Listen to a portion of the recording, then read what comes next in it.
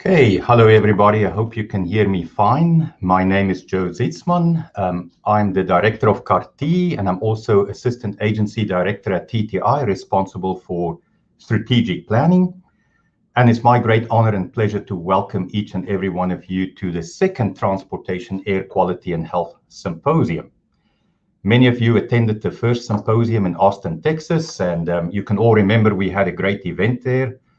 And we were so enthused that we decided to repeat it in 2020 in Riverside, California. Unfortunately, COVID happened and we had to postpone, and we are in 2021 with a virtual event. But the good news is we have a tremendous program. We have very good speakers lined up. We've got some excellent discussion topics. So I think it's going to be a great symposium, and I'm really grateful that all of you joined us for this event. We are excited to have Chairman Leanne Randolph as our keynote speaker. So we're really looking forward to that. And I heard this morning that we had a little bit more than 170 registrants for this symposium. So that's excellent news. Even during COVID times and when things are, we're getting a little bit tired of these virtual events, we're very pleased with that great number. So none of that would have been possible without the tremendous hard work of many people behind the scenes. The planning committee did a tremendous job pulling this together. And this was co-organized by UCR as well as TTI. And in terms of the planning team, on the UCR side, I'd like to acknowledge Jill Barber. Many of you had interactions with Jill over the past few weeks. She's done a tremendous job pulling it together from the UCR side, and then she was supported by Kanok Boriboon-Somson as well as Matt Barth at UCR. So thank you very much for our UCR colleagues for doing that. On the TTI side, we had our team led by Haneen Kreis, and she was supported by Kristen Sanchez, Tara Ramani, Haley Young, Mary Kearley, and Stephanie Ferguson. So thank you also to the TTI team for all the hard work that they've done to pull this together. In addition, I'd like to acknowledge our 4 sponsors, and without them, a lot of this would not have been possible. So I'm going to start out with the silver level. And the company that provided the silver level sponsorship is 3-X Corporation. And I'll tell you a little bit more about 3-X. 3-X manufacture the next generation of emissions measurement technologies for the transportation and power generation markets. As an example, they manufacture a range of accurate, low-cost, and ultra-lightweight portable emission measurement systems, or PEMS devices. So thank you very much, 3-X, for your generous sponsorships. And then also at the bronze level, we have 3 sponsors that I'd like to acknowledge. The first one is Sonoma Technologies. And Sonoma Technologies is an employee-owned environmental consulting firm. They provide a wide range of innovative science and technology solutions for environmental needs worldwide. Thank you, Sonoma Technologies. The next bronze level sponsor is Air Alliance Houston. Air Alliance Houston is a nonprofit advocacy organization working to reduce the public health impacts from air pollution and to advance environmental justice. Thanks, Air Alliance Houston. And then finally, at the bronze level, we have California Fuel Cell Partnership. They are an industry-government collaboration aimed at expanding the market for fuel cell electric vehicles powered by hydrogen to help create a cleaner and more energy diverse future. Also, thanks, California Fuel Cell Partnership. Now a few words about the Carte Center. And many of you know Carte stands for the Center for Advancing Research in Transportation, Emissions, Energy, and Health. It's a U.S. Department of Transportation center funded by the U.S. DOT. And we are really grateful for the funding from the DOT, but we also see them as close partners. We've been working with the US DOT, the Office of Research and Technology, for several years now. And it's been a great honor and privilege to work with Robin Klein, Amy Stearns, and their colleagues on this center. The focus is on the intersection of health and transportation, and obviously it's a multidisciplinary area, bringing health and transportation professionals together. So that's the beauty of Carte and the power of Carte, that we have both health and transportation professionals working side by side. And that's what's so exciting about Carte and also this symposium, that we have these different disciplines working together and having these conversations. So obviously, it's not only TTI or Texas A&M. We've got a consortium of excellent partners. UCR is a strong partner of ours, obviously. We've got Johns Hopkins University, Georgia Tech, and University of Texas, El Paso. They are all excellent partners. They all bring unique capabilities and skills to the center. And in combination, we can do some very interesting things. So over the past few years, we've completed dozens of projects in the area of research, technology transfer, education. And if you visit our website, you'll see a good overview of what we've been involved in. So there's a lot of good stuff there, and feel free to look at that. If you have any questions or you're interested in any specific area, feel free to reach out to me or my colleagues, and we will be happy to discuss with you. One specific topic I would like to highlight, and I think it's of relevance to the symposium and what we will be discussing in the next couple of days, is this whole area of infrastructure and health. So about a year ago, just before COVID started, or just around that time, I pulled together the leadership from the Carte, the university leads, and we had a strategic planning discussion and figured out where can Carte provide the greatest value. And we came to the conclusion that infrastructure and health is really where it's going to be at, with all the money going to be spent on infrastructure, all the emphasis on infrastructure. And then with infrastructure being so permanent and having health impacts downstream, we decided that we want to focus on infrastructure and health, and that will be one of our key areas. So the concept that we came up with is called smart infrastructure to improve health equity. So obviously looking at infrastructure and health from the lens of equity. And I think that's very relevant in terms of also where the DOT and the federal government is heading. And to that point, I just want to quickly mention what our Assistant Secretary for Research and Technology of the US DOT, Dr. Robert Hampshire, shared with us not too long ago. So Dr. Hampshire is in charge of the UTC program. He's in charge of all the different university transportation centers. It's under his office. And Dr. Hampshire pulled together the center directors a couple of weeks ago and discussed the key areas seen from the US DOT that he would like for us to keep in mind and focus on. So I'm going to mention those areas, and as you can see, they will tie in nicely with what we are discussing here at the symposium. So the first one he mentioned was safety.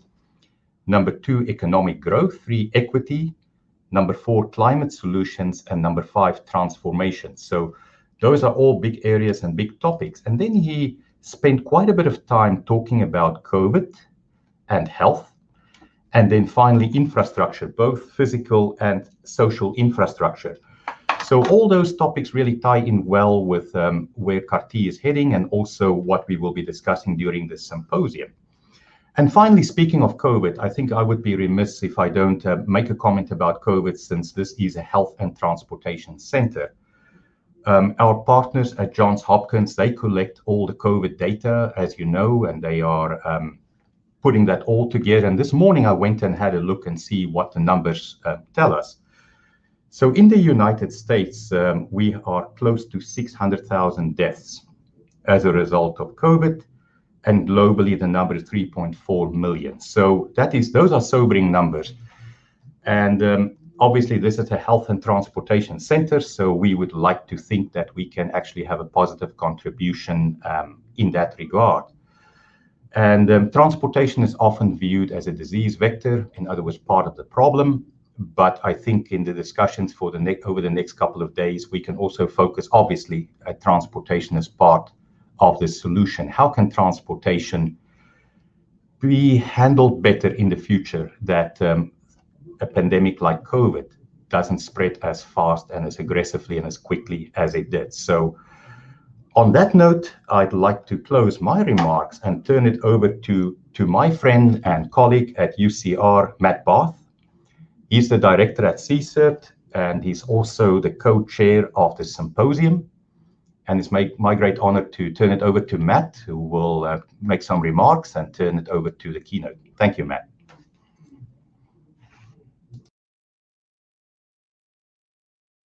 You're still muted, Matt. All right. I'm sure that won't happen again today. Thank you, Joe, for the great introduction. And I wanted to say again, my name's Matt Barth. I'm a professor at the University of California, Riverside, and director of our Center for Environmental Research and Technology, what we call CSERT. CSERT's a very proud member of Carte. We've been interacting, obviously, for many, many years together. And we're very happy to be participants and looking at some of these very important and key issues in transportation and health. We had as Joe mentioned, we had our first symposium a couple years back in Austin. That was very good. We had the plan of continuing that every year or every other year. We wanted to have it last year. Of course, we didn't have that because of the pandemic, but we're very happy to have it this year, even though we're doing this virtually. But I think we have things set up very, very nicely. It's going to be an exciting number of days. We have 3 half days that we're going to be working on today and in the next couple of days. So, and it's a nice mixture, as I mentioned. We start off with our keynote, which I'll introduce here in just a few minutes. We'll have a chance for a lot of questions and a little bit of back and forth on that. And then you'll see throughout the 3 different days that we're going to have different breakouts. And we can talk a little bit specifically about those breakouts now. And I should say from the outset that all of these breakouts, keynotes, and everything is being recorded. So just so everyone's aware that we are recording. And we can take advantage of that in that, participants of the conference can go back into the eShow system and be able to look at those presentations and recordings later on. I think they're available for up to 30 days after the event. So as I mentioned, we have the keynote, and then after that, we go to our first breakout session. And when you look at the agenda, I want to remind everyone, all of these times are in the central time zone. So you'll have to do the translation to wherever you are in your time zone. But the breakout this afternoon we have 2 in parallel. The first one is modeling traffic emissions and air pollution. And in parallel, we have one that's on characterizing traffic-related air pollution. And then later on, after that, in the afternoon, we have a spotlight session about the UTC and how it's paving the way for transportation, air quality, and health. And then another one, again, that addresses transportation emissions. And then tomorrow morning, so on Wednesday, we have a very interesting plenary session. It's focused on protecting community air quality and health. And so this is taking a deeper dive on California's Assembly Bill 617 program, which is focused on exactly that, protecting community air quality and health. And so we have a number of great presenters for tomorrow's plenary in the morning. And then following that tomorrow, we are going to have a number of what we call lightning talks. This is where we have a number of people lined up where they'll just have a few minutes to talk about their research topic areas. And then if that's followed by a poster session where you can navigate within this eShow system and be able to see those posters. And then from 1 o'clock to 2, we'll be able to interact with those different presenters of the posters and ask them questions. So I should mention that the poster room is open now, right? The poster room will be open throughout the entire conference. So I encourage you to go visit those posters now, read through them, think of some good questions. And so when we have the actual poster session tomorrow afternoon, you can talk to the different presenters and ask them questions. So that's the lightning talks and then the posters. And then that's followed up by another breakout session that's focused on heavy duty and non-road transportation emissions. and then a parallel one that's focused on life cycle and regional assessments of transportation emissions. Then on day 3, so this is on Thursday, we again start on some parallel breakouts. Breakout session F is on health effects of air pollution, a parallel one on policy making and partnerships for transportation and health. We have a small break. We then enter into our last breakout session where there's another spotlight on highlights from students and the early career researchers, and then another one on exposure and health effects. We then have a closing plenary session. This is another very interactive session with different presenters. We'll have a lot of questions and answers. And this is really focused on what Joe was talking about earlier about building back better and coming up with new directions for transportation and health after this global pandemic. And then the conference concludes on Thursday with some closing remarks, and we'll be handing out some student awards. So it's a great lineup if you go through the agenda. And again, I remind you to look at it ahead of time, attend as much as you possibly can, and just remember that all the times are listed there in the central time zone. Like Joe mentioned, I also would like to thank again the sponsors. So 3DATX, Air Alliance Houston, the California Fuel Cell Partnership, and Sonoma Technologies. You guys really helped out in making this conference, this symposium really happen. And again, I'd be remiss if I didn't thank the staff and all the people that were involved in putting this together. So I think we're off to a great start.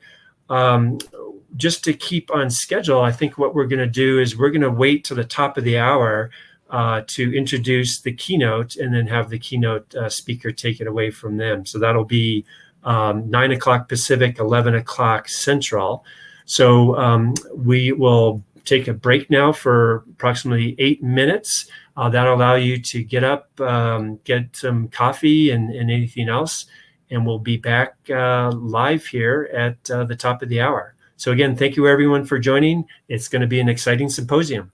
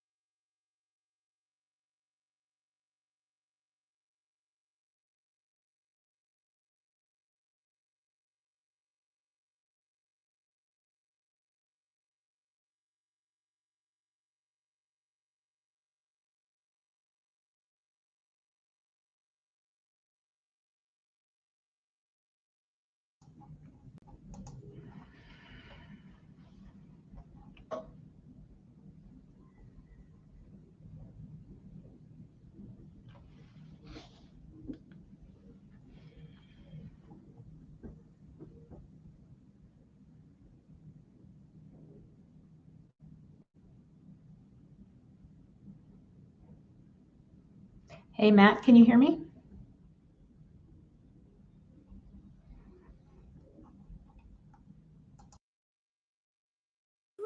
Almost there. Just we'll give it a few more seconds and we'll get started. Great.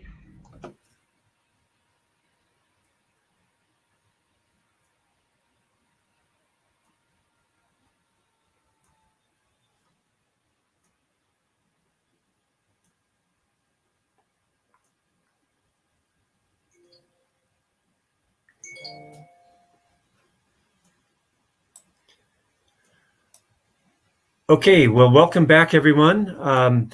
It's my distinct honor and pleasure to introduce the keynote for our symposium this morning. With us, we have Chair Leanne Randolph, who is the California Air Resources Board Chair. Chair Randolph was appointed in December of last year, and prior to becoming chair at CARB, she's been a commissioner at the California Public Utility Commission that she served in that position since 2015. Prior to that, she served as the Deputy Secretary and General Counsel at the California Natural Resource Agency from 2011 to 2014. And she also served as an attorney of Pillsbury, Winthrop, Shaw, and Pittman from 2007 and 2011. She was also the chair of the California Fair Political Practices Commission from 2003 to 2007 and served as a staff attorney from 1996 to 97. So she's had a number of different positions in different legal firms, a great history there. And she earned her Juris Doctor degree from the University of California, Los Angeles School of Law. So with that, again, it's my pleasure to have Chair Randolph join us and give us our keynote. So Chair Randolph, please take it away. Good morning, everyone. It's great to be here. As Matt mentioned, I've been in a lot of different government positions and legal positions over the years. And the thing I enjoy most about that is collaborating to solve really thorny, difficult problems. And I enjoy working with my sister agencies and with the public and communities and stakeholders, really, trying to find those actionable, practical solutions that meet our challenges. And I'm really excited to take on this new role of protecting public health and tackling our air quality challenges here in the state of California, and looking at ways that we can really benefit our climate and our air here in California.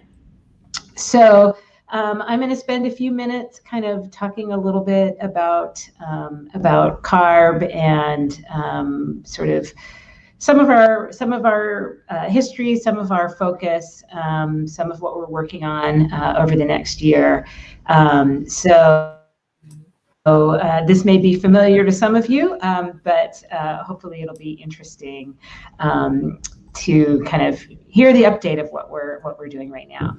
And so this is very exciting for me because after over a year of the pandemic, I am using a new platform. I feel like I've had the opportunity to use so many different platforms. So bear with me. Hopefully I can get this one right.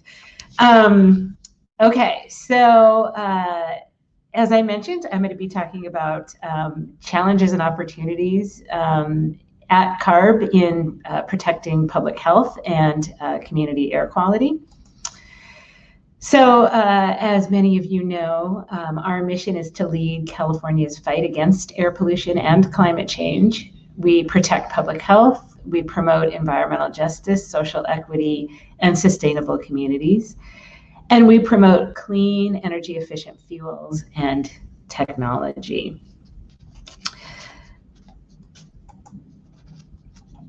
As you know, there are many sources of air pollution in the state of California, including stationary sources, dry cleaners, factories, refineries, power plants, household, fireplaces, consumer products, stoves, natural sources such as wildfires and animals, And mobile sources, cars, trucks, buses, trains, planes, all things mobile, and a lot of transportation. But that also includes things like landscaping equipment, forklifts, and things like that.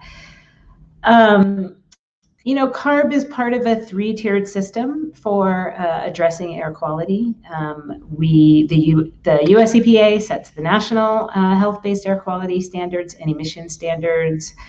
CARB sets our own health-based air quality and emission standards. And we develop and implement policies to address greenhouse gas emissions. And then, of course, on the regional level, we have 35 air pollution control districts that develop regional air quality management plans for attaining and maintaining federal air quality standards.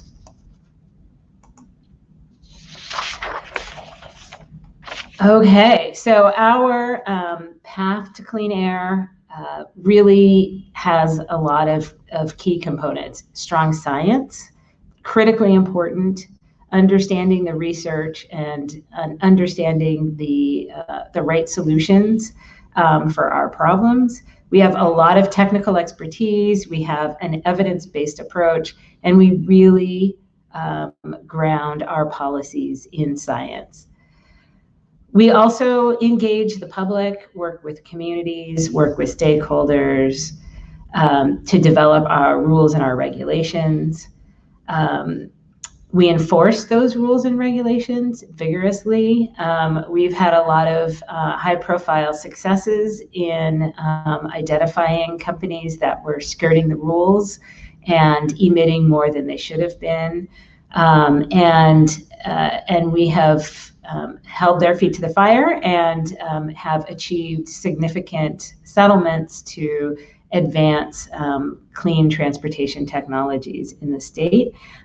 We continue to do that work. We continue to engage in a lot of vehicle testing. We continue to understand how the emissions deteriorates in internal combustion vehicles so that we can have better and stronger rules. So we spend a lot of time and money really engaging in that science and in that analysis, and we are beyond excited about our new lab in Riverside that I'll have a chance to talk about a little bit more. Okay. So as you all know, there are critical health benefits to addressing diesel particulate matter, in particular in California. Diesel particulate matter is estimated to increase statewide cancer risk by 520 cancers per million residents exposed over a lifetime. It contributes to the non-cancer health effects of PM 2.5 exposure, including premature death, hospitalizations, and emergency department visits. And frontline communities located near ports, near rail yards, near freight corridors, near our sort of inland ports that the goods movement industry operates. All of those communities are particularly exposed to diesel particulate matter. And advances in clean diesel technology have resulted in nearly 100% reduction in diesel particulate exhaust since the mid-1970s. Thanks to CARB's regulatory programs, diesel particulate matter mortality rate has decreased despite increases in the number of vehicle miles traveled by diesel vehicles in the statewide population and in gross domestic product. A University of Southern California study underscores the influence of air quality on health. This 20-year study, which involved more than 4,000 children in the Los Angeles area, found a correlation between reduced traffic pollution and fewer new cases of asthma in kids. The researchers looked at rates of new onset asthma alongside air pollution data collected from monitoring stations in 9 communities during 3 different periods, and improved air quality was linked to roughly 20% fewer new asthma cases. That research expands on the landmark USC Children's Health Study, which found that children's lungs had grown stronger in the past 2 decades, and the rates of bronchitis symptoms had decreased as pollution declined through the Los Angeles region. But there is way more to do. A lot more action is needed to achieve air quality standards and continue to improve public health. Even though California has some of the world's strictest air pollution standards, every year our cities top the smoggiest in the nation list, as you can see from this report by the American Lung Association. Part of the problem is the sheer number of people and cars and the amount that Californians drive. We have 39 million people with 31 million cars burning more gasoline than anywhere else in the world outside of China. And this is compounded by the fact that California is uniquely sensitive to air pollution due to its unique geography and climate. Atmospheric inversions trap pollutants close to the ground. Infrequent rainfall means the air remains polluted for extended periods. And the sunshine and blazing heat makes ozone production all more prevalent. And as we feel the effects of climate change and rainfall is declining, that will only get worse. And our ongoing pollution challenges are particularly stark in disadvantaged and frontline communities. The air quality and health improvements that we've seen over the past 50 years are not equally shared by all, as I mentioned. Nearly a third of Californians, predominantly people of color, live in the over 400 California communities that have disproportionately dirty air. This pollution burden results from a long history of structural and environmental racism, poor land use decisions, poverty, and disinvestment. The data shown here from CalEnviroScreen demonstrates this relationship. We see that people of color are more likely than whites to live in the most polluted neighborhoods, while whites are more likely to live in the least polluted neighborhoods. CARB's response to this stark disparity is to make racial equity and environmental justice more than a stated priority. We're committed to equity and environmental justice as a way of doing business, and clean air in every community is our goal. A key tool for addressing disproportionate pollution is AB 617, the Community Air Protection Program. Established in 2017, this program is unique in that it requires CARB and air districts to work with local residents to tackle air pollution at a community scale and to center community voices and priorities. The program blueprint describes how the program is implemented, including the selection process for communities. CARB's board selects communities for participation in the program based on a statewide evaluation that's updated every year and is informed by air district recommendations and community self-nominations. Once the CARB board selects the communities, local districts establish the community steering committees in an open process. The program also includes grant funds for communities to build capacity to participate in this process. In support of community plan priorities, CARB implements statewide strategies as well as targeted mobile source enforcement. Of the 15 communities currently in the program, 6 are located within the jurisdiction of the South Coast Air Quality Management District. And I want to highlight in particular Southeast Los Angeles, because later this week, the board is going to hear staff's recommendation to approve the community emissions reduction plan that was developed by the Southeast LA community and the South Coast Air District. And we're looking forward to that discussion on Thursday. Once a community is selected to participate in the program, the community steering committee is established, and it's made up of residents who live, work, or own businesses in the communities. And the steering committee will work with the air district to develop a community emissions reduction plan.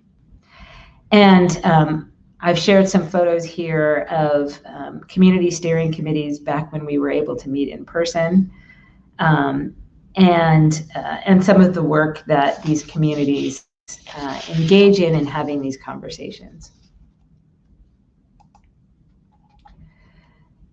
In February, the CARB board selected additional communities to be part of the program. Richmond moved from being just a monitoring community to a community with an emissions reduction plan, and 2 new communities were added. So now that the program has been in effect for a few years, we have an opportunity to take a step back and think about what is going well in the program and what we need to change.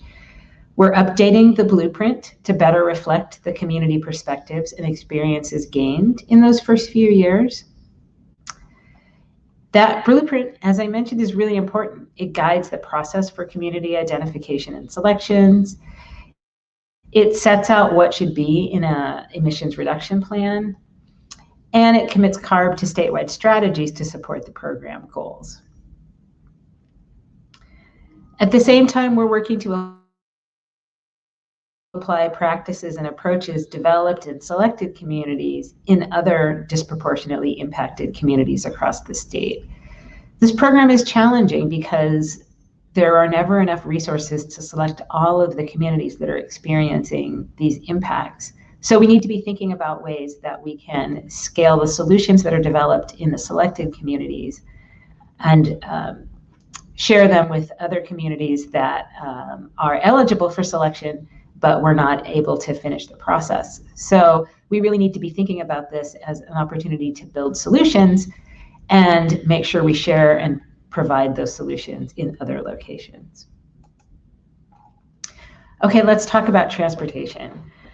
So as Matt mentioned, I came to this position from the California Public Utilities Commission, and as a commissioner there, I was focused on the energy sector and how the energy sector can reduce greenhouse gas emissions. Now I have the opportunity to work on the transportation sector and some of our key goals and policies that we can develop and implement to target both pollutants and greenhouse gas emissions. Transportation is absolutely key. Oops, my automatic lights just turned off. Okay. Reducing emissions from transportation is key to reaching our climate targets, as I'm showing you in the right-hand chart. By cleaning up the transportation sector, we simultaneously advance both our climate and air quality goals and protect community health. Last fall, the governor issued Executive Order N7920, which sets clear deadlines for transforming fundamentally our transportation system. It includes targets for light-duty passenger vehicles, short-haul trucks, heavy-duty long-haul trucks, and off-road equipment like cargo handling equipment. In February, the Governor's Office of Business and Economic Development, or GoBiz, published the ZEV Market Development Strategy, outlining how California can make this executive order a reality. The principles include ensuring equity in every decision, embracing all zero-emission pathways, using collective problem solving, ensuring that public actions complement private investments, and designing our ZEV ecosystem for resilience and adaptation. This work is going to require a lot of interagency collaboration, and GoBiz worked with state agencies across the administration to develop this strategy and to identify actions that each agency will take to support its implementation. CARB's role will be to continue working on our suite of strategies in the transportation sector. We'll be developing our next set of clean vehicle regulations to drive the transition to zero-emission cars and trucks. We'll also be continuing our incentive programs to further vehicle deployment in all sectors. The Energy Commission is working on deploying the infrastructure we'll need for zero-emission vehicles. The Public Utilities Commission is working on infrastructure deployment as well as grid reliability. And our success will depend on close partnerships with regional and local governments and engagement with businesses and communities across the state. As I mentioned, working with partners is my favorite thing about this job, so I'm pretty excited about doing this work.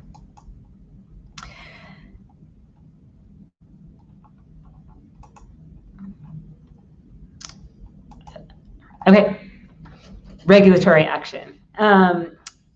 As I mentioned, we'll be using both regulations and incentives. And in this slide, you can see our recent and upcoming regulatory actions that are driving this transition to cleaner trucks and other types of vehicles and equipment. These actions will accelerate the transition to cleaner freight vehicles and equipment. As you can see, we've already adopted regulations involving ocean-going vessels, our Advanced Clean Trucks rule, our Truck Omnibus rule.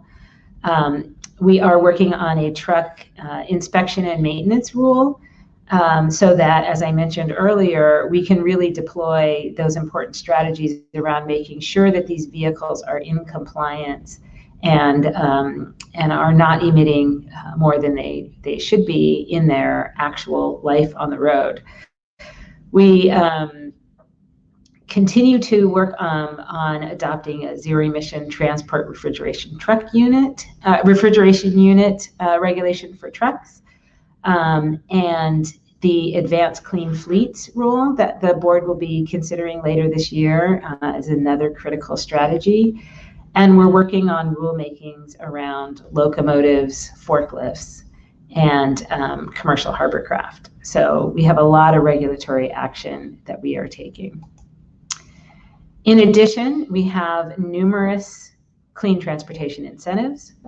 Those incentives complement our regulations, and we have different incentive programs to tackle different sectors. On the heavy-duty side, we are partnering with leading technology providers and fleets to bring zero-emission and hybrid heavy-duty vehicles that have been supported over the years through our core and HVIP programs. And we're incentivizing early replacement of legacy fleet vehicles through scrap and replace programs like the Carl Moyer program.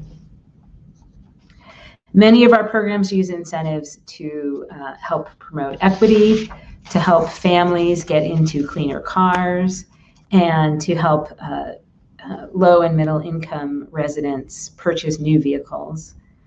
We also have the Clean Fuels Reward Standard funded by our Low Carbon Fuel Standard program, which provides on-the-hood incentives for light-duty passenger vehicles. We're also working with our fellow state agencies and local governments to reduce vehicle miles traveled. This is going to be a key strategy over time in California.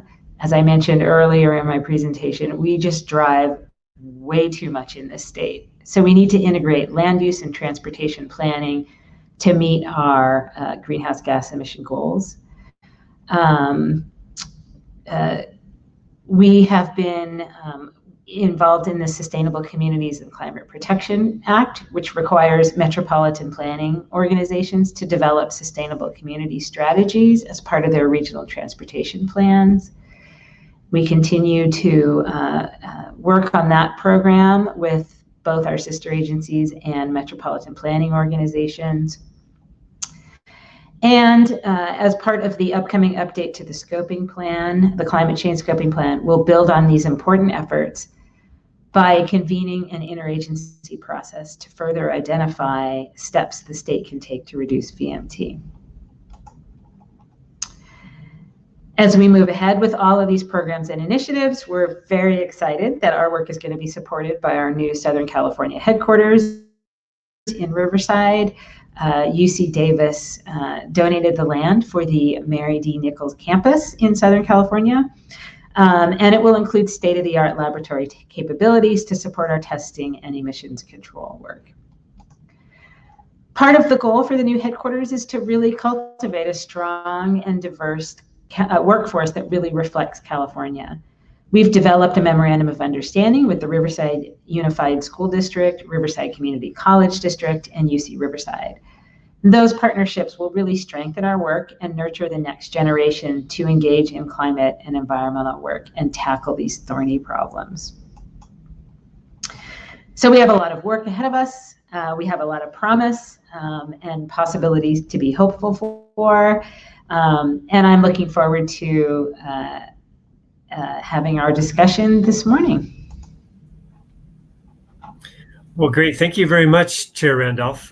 Very nice set of slides and a great presentation. Well,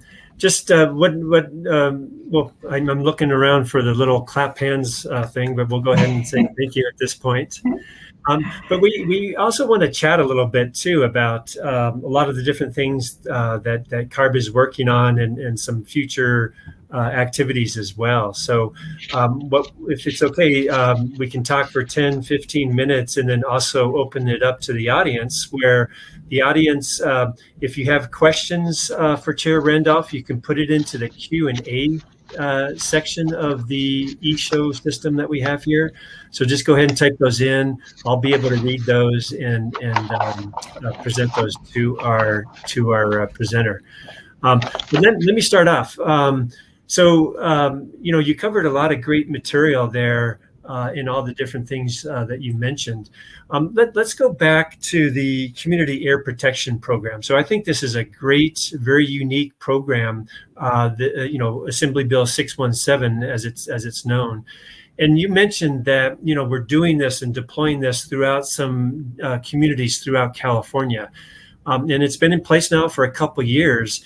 If you were to take a step back and say, what would I update or what would I change? Are there certain things that you would say, yeah, let's update the blueprint, but can you be more specific on what things you would want to potentially tweak a little bit? Yeah, it's interesting because there are a lot of sort of structures of the program that it would be, if I were going back and starting from scratch, maybe it would be nice to do slightly differently. Like, I'll give you an example of the statute sort of requires, once the steering committees are formed, to adopt their emissions or propose their emissions reduction plans within a year, which makes a lot of sense because you want to form the committee and you want to take action. You don't want to sit around talking for too long. Right. But the reality is that sometimes a year goes by really fast, and it's challenging to really develop the strategies and to work together to come up with the right solutions for these plans to really kind of cover all the things you want to cover in ways you want to cover. So that's, an example of something that it would be nice to think about whether or not, that makes the most sense.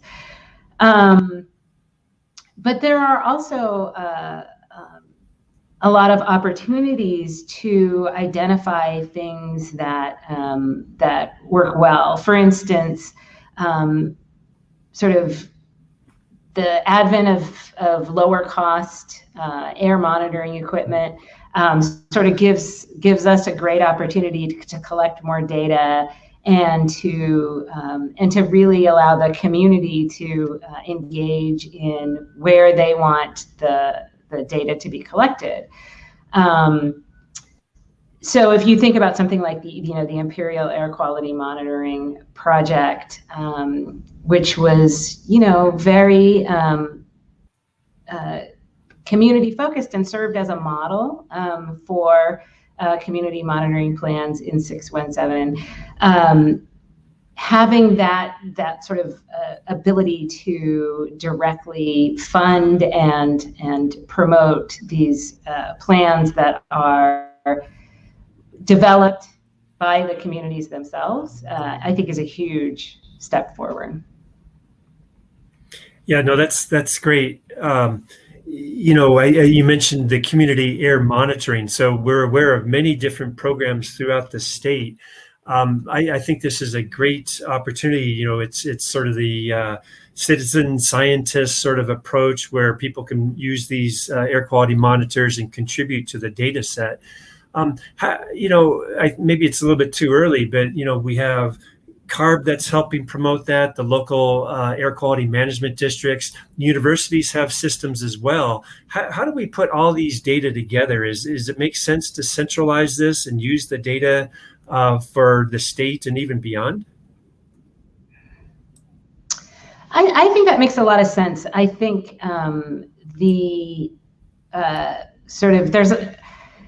there's a lot of opportunity as through sort of the democratization of data, right? Like you collect it in a more diffuse way, and distributing it and making it available in a more distributed way, I think is an excellent goal to think about. And sort of, those are some of the things that we think about as looking at how the community steering committees can be assisted in doing their work, and are there ways to more efficiently convey the data and make the data more useful as they're doing that work. Yeah, no, I think we'll be seeing more and more data as time marches on. So I think data management and certainly using that for best practices makes a lot of sense. Maybe another quick question about the Community Air Protection Program. So you've selected cities and you select additional cities each year. Eventually, hopefully all the communities will be involved. So how do we make that jump? Do we continue to select more and more cities every year? What if a city says, hey, we really want to do this? They put in an application, but can they do it on their own? Can they look at the lessons learned and see what they can do on their own? I think that's a great point, because the selection of communities takes a lot of work in terms of, CARB staff, air district staff, community groups. And I think there's an opportunity to be, particularly with our grant programs, to provide funding to community groups that may not necessarily want to go through the entire 617 selection process, but may be interested in engaging in particular issues or in looking at solutions that other communities are using. And given the, sort of the time and work involved in selecting communities, I think it's a huge opportunity to think about how do we engage communities that are impacted but aren't necessarily going to go through that whole process. And with the capacity building grants, if they're focused on particular issues, if they have challenges in their local communities, can we target specific challenges without necessarily going through the full 617 process? I think we really need both, right? I think we need to still have communities that are clearly identified and going through the full process of doing either an air monitoring plan or emissions reduction plan, or both. But I think we also need to be thinking about targeted efforts and targeted solutions. That's great. Thank you. On the community air quality level, as you know, here in inland Southern California, we have a tremendous amount of truck traffic associated with warehouses.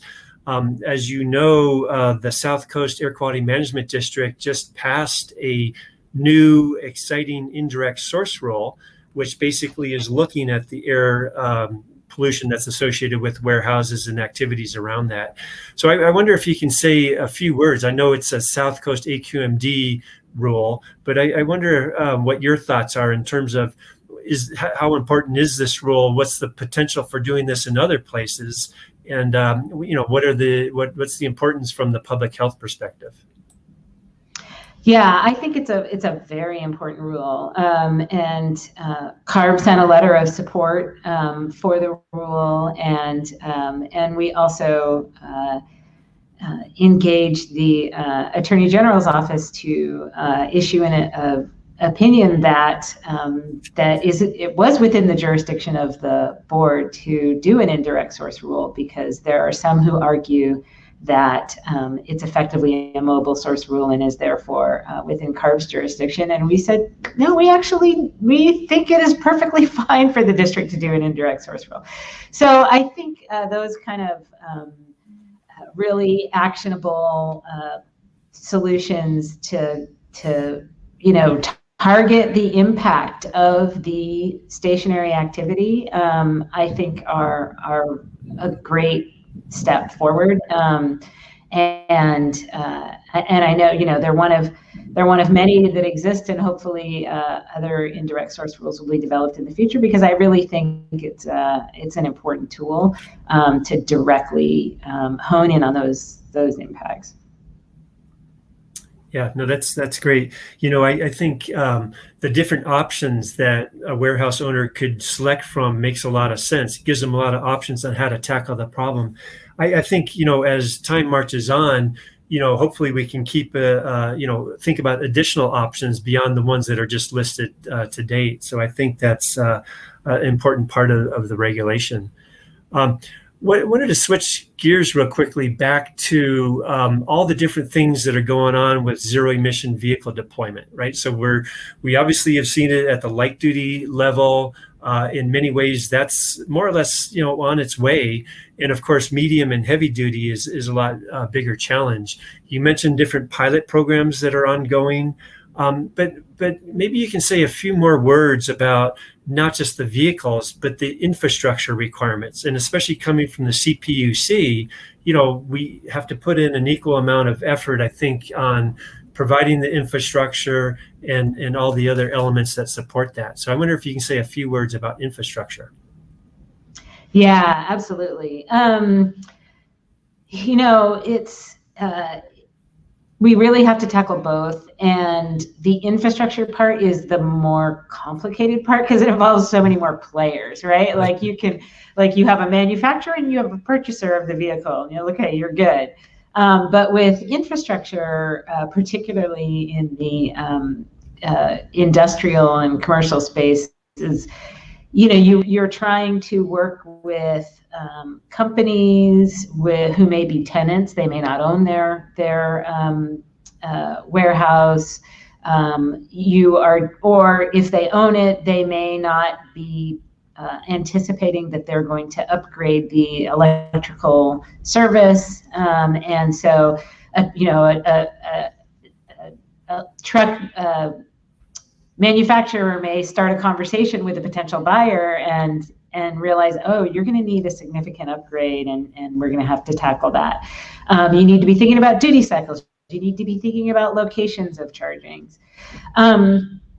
So there's a lot of moving parts, but it is a solvable problem. I'll give one example. The Energy Commission and CARB recently developed a program where applicants could apply for both funding for infrastructure and vehicles kind of together as a package, and kind of a one-stop shop sort of opportunity.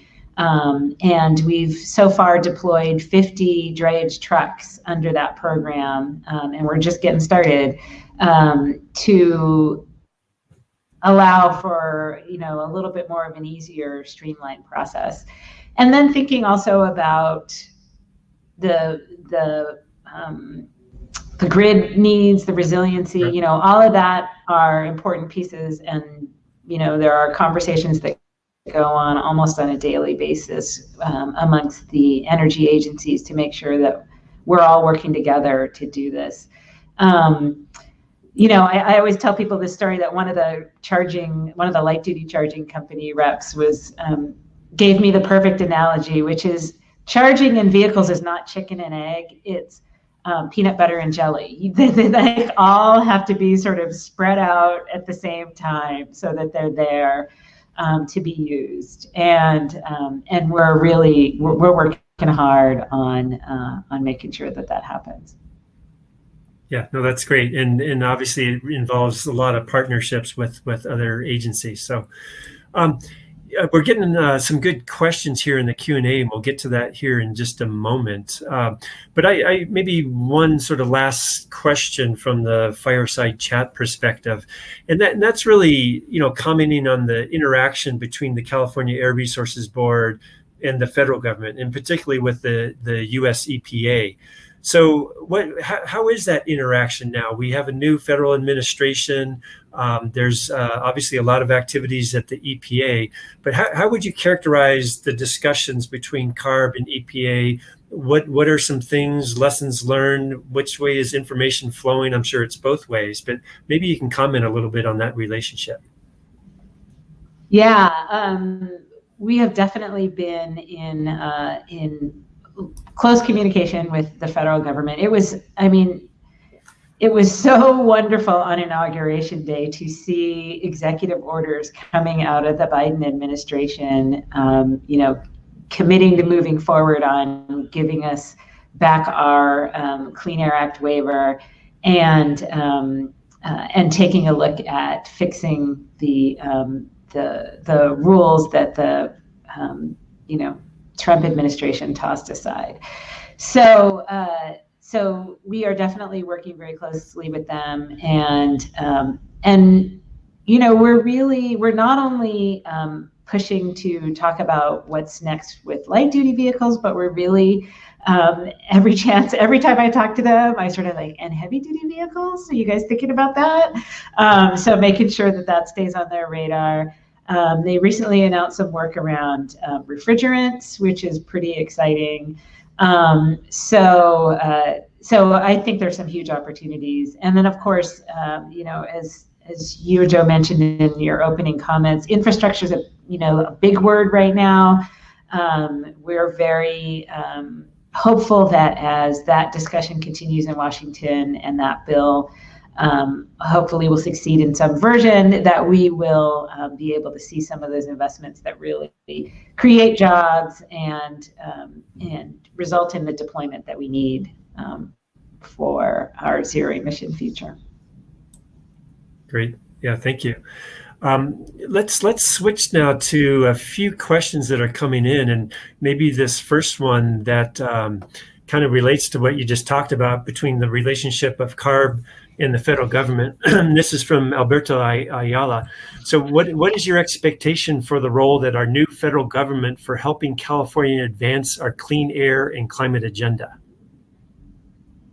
As I mentioned, we're continuing to work really closely with them. And I noticed another commenter said that I didn't mention light duty vehicle regulations on our slide, and I don't know why, but we are working on the Advanced Clean Cars regulation, Advanced Clean Cars 2, which is our next step in the light duty space.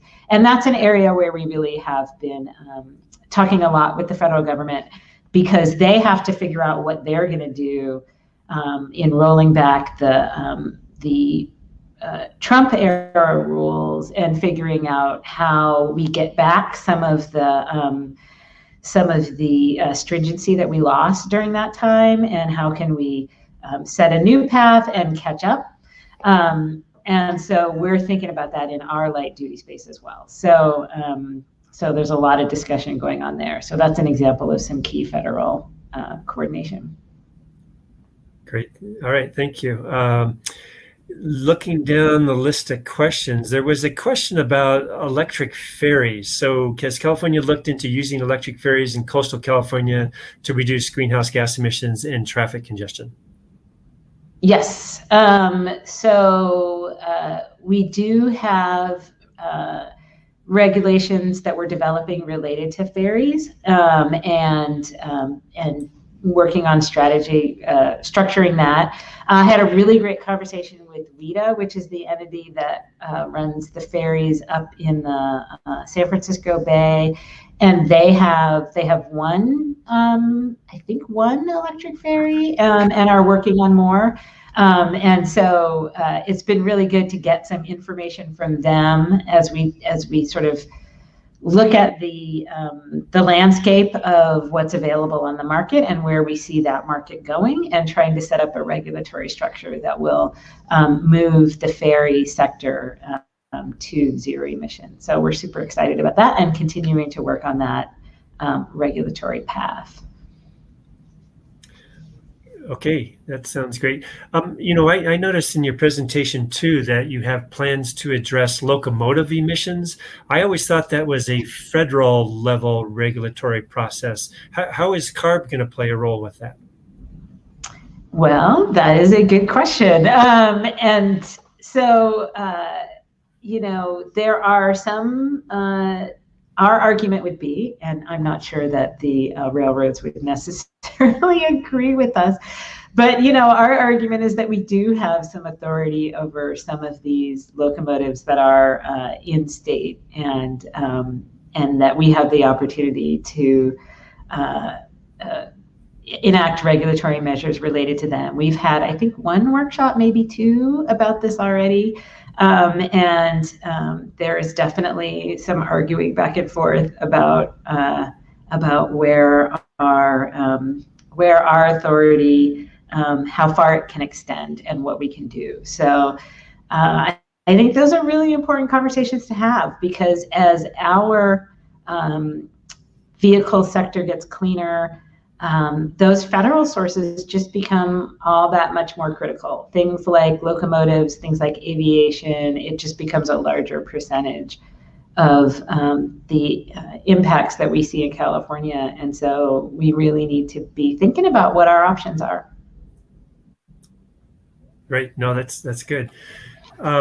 Let's switch gears and go back to reducing vehicle miles traveled, or VMT. When we do a lot of this modeling, VMT is a huge lever, right? That's something that can really make quite a bit of difference. And, of course, reducing emissions from individual vehicles, but getting less miles driven is a key way of doing it. I know that CARB, as you mentioned, is involved in a variety of different VMT reduction programs. But maybe you can say a few more words about, who are you partnering with? What are some actual specific VMT reduction strategies? And then how does affordable housing come into play with this? Yeah, I think this is a huge challenge, because of all the areas we've talked about so far, CARB's authority in that space is sort of the least, expansive and well-defined. So I think it's particularly challenging for us. It's really critical to be working with our partner agencies. And I'll give you one example of the California State Transportation Agency recently developed their CAPTI plan to address really trying to think about a transportation strategy, a statewide transportation strategy that really tries to achieve our goals. And they have released that in draft form. It's currently being kind of publicly discussed, and it's something that our staff work closely with their staff. And we held a joint meeting with the California Transportation Commission and the Housing and Community Development Department to talk about that plan and see where those opportunities are to really support smart, sustainable development and transportation. And we do have incentive programs that not only look at vehicles, but also look at micro-mobility, look at funding things like electric bikes. But it really it's a intergovernmental challenge, and it's trying to get our arms around the fact that our land use policies are so diffuse that getting to a clear VMT reduction strategy is pretty challenging in the state. But we are absolutely engaging in those conversations and being a part of those discussions. Yeah, that's critical, I think. I mean, this is an area that really requires a lot of different partners to come together to help solve that. Um, and so we talked a little bit about the communities itself, making them more, walkable, active transportation, and you mentioned micromobility. Uh, I wonder, can you say a few maybe words on the connections to affordable housing? Is that part of the solution too? Yes, absolutely. The state has, such housing challenges in terms of supply and affordability. And I think sort of being engaged in all the work around affordable housing, all the work around making sure that, for instance, affordable housing includes opportunities for vehicle charging and things like that, and that it's close to transit, so that you don't necessarily have to use a vehicle. I think it's an important strategy for the state. I think it's an example of, as we think about our investments in terms of how we spend our cap and trade funds, those are the components that we look at as we look for programs to spend funds, are really keyed on those key equity and public health outcomes that you could achieve from affordable housing that is close to transit and that is supportive of our larger air quality and climate goals. Yeah, no, transit's going to play a very important role too. I mean, the connectivity, high-speed rail in California is going to play a role too. So yeah, there's a lot to figure out there and see how we can improve transit overall. I know we're coming up against the time, and I know you have to leave a few minutes early for another activity, but maybe just we'll go to many kind of closing remarks. So I wanted again thank you for joining us today as our keynote. We're very excited to work with CARB even closer now that the Southern California headquarters is almost finished and you guys are about to move in. You mentioned that UC Davis donated land. It was UC Riverside, but I think you said Davis. But did I say Davis? It's fine. But again, we're really looking forward to those partnerships, not just on the research side, but students and internships and all that. So I wanted to thank you for that. But again, thank you very much, and we'd welcome any last comments from you to close this out.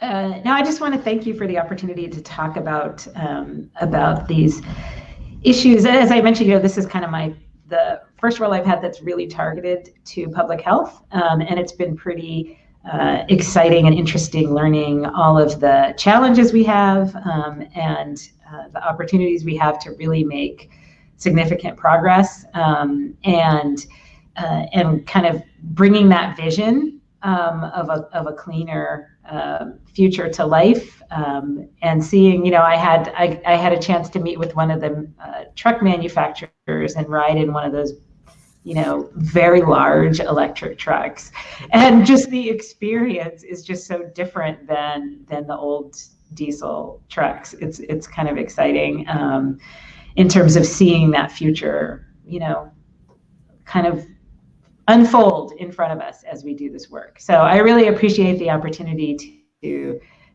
speak with you and talk about this, and look forward to working with you in the future. That's great. All right. Well, on behalf of the symposium, we thank you very much for a great discussion this morning and to kicking off our symposium. So thank you again. All right. Thank you. Great.